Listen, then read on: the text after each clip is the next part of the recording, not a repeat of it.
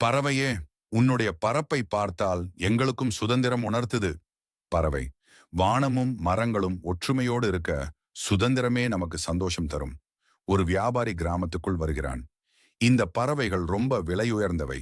இதை பிடித்து எனக்கு கொடுத்தால் நான் உங்களுக்கு நிச்சயமாக பணம் தருவேன். கிராமவாசி, ஆனால் இந்த பறவைகள் நம்முடன் வாழும் உயிர்கள். இதை பிடிக்கிறதே சரியா? வியாபாரி, பணம்தான் வாழ்வுக்கு அடிப்படை. சுதந்திரமா? அதற்கு விலை என்ன? வியாபாரி ஆட்கள் வலைகளை அமைக்க ஆரம்பிக்கிறார்கள். பறவை தன் நண்பர்கள் கூண்டுகளில் சிக்கியதை பார்க்கிறது. அது போராட முடிவெடுக்கிறது.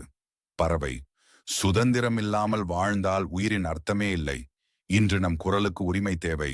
நாம் ஒற்றுமையோடு போராட வேண்டிய தருணம் வந்துவிட்டது. பறவை கிராமத்தினரை எச்சரிக்கிறது.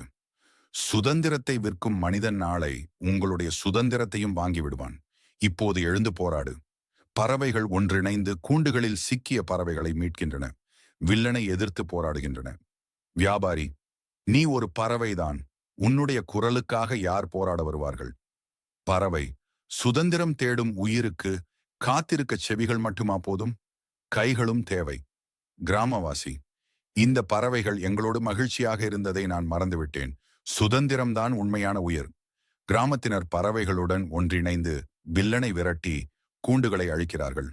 பறவை, இந்த குரல் இதுவரை விதியை ஏற்றது. இப்போது விடுதலையை உருவாக்கும் குரலாக மாறும். வியாபாரி தோல்வியை ஏற்றுக்கொண்டு வெளியேறுகிறான். கிராமத்தினர் சுதந்திரத்தின் அருமையை உணர்கிறார்கள்.